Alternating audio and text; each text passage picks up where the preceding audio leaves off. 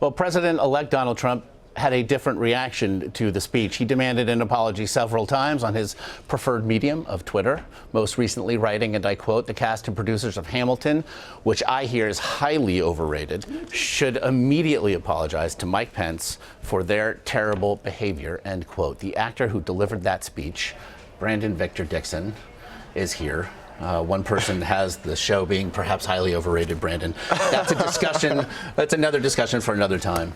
But we did hear the response of the Vice President-elect on Face the Nation, saying that, looking to reassure, perhaps, if nothing else, that Donald Trump would be president for all the people. What did you make of the Vice President-elect's response? I greatly appreciated his response.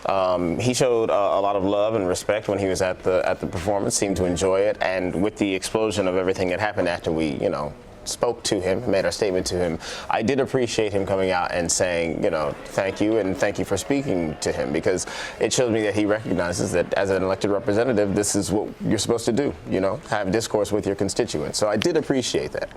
What did you make of the boos inside the theater, specifically as he was taking his seat? I mean, I thought they were expected, yeah. But I also knew the cheers were coming too. I mean, there was an indication backstage, or a question backstage about what was going to be happening when he walked in, and people were expecting boos. And I said, they're not going to all be boos, ladies and gentlemen. You don't make no mistake.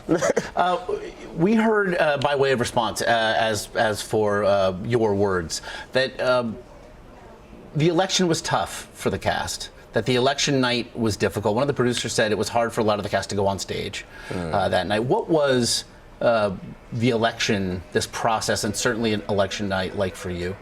Well, for me, I was not as emotionally engaged in the results. I mean, I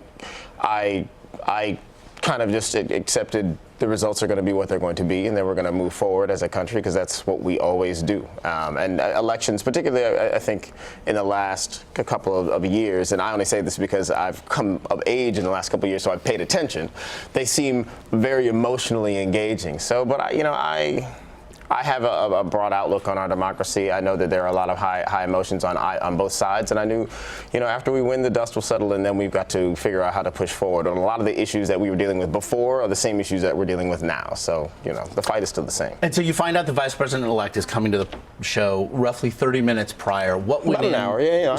What went into the response, and what compelled you to deliver it?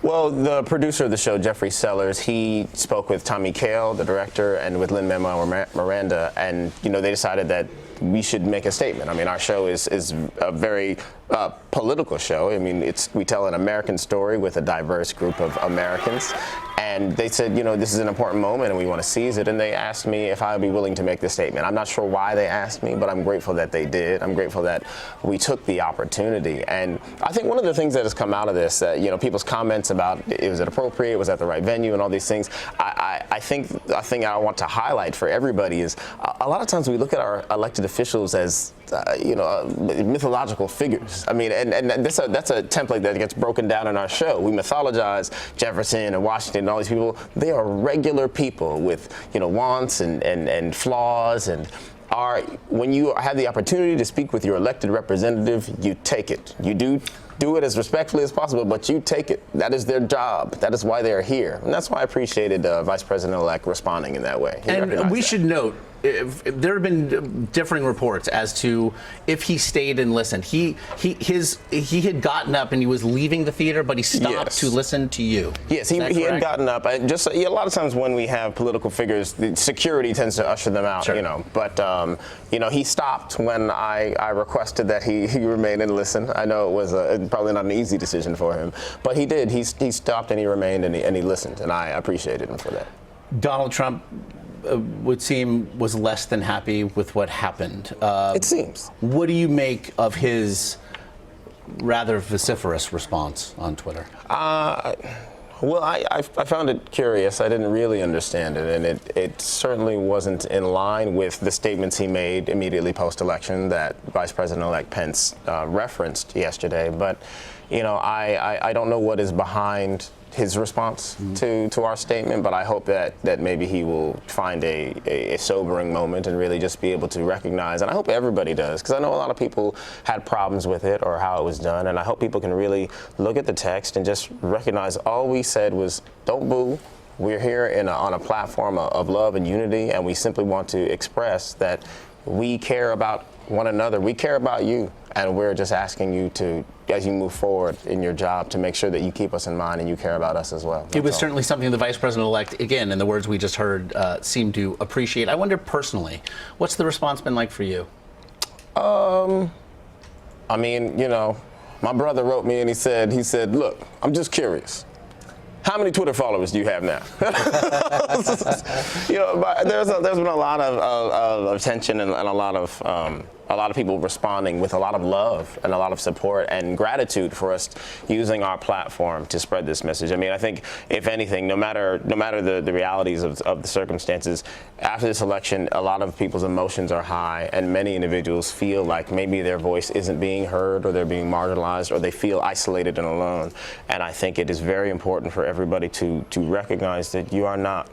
You have allies in your fight to make your voice heard, in your fight to get into the room where it happens. You have allies, and it's important for us to remember that and recognize that, take heart and let go of our fear and continue to move forward with the conversation. And if you want to get into that room, by the way, it's like, I think next September is maybe the first time you're going to have a chance to actually get into that room, because it's quite a room. Brandon Victor Dixon, really, really appreciate you coming in. Thank you. Thanks Appreciate so much it. for your time. Thanks, y'all.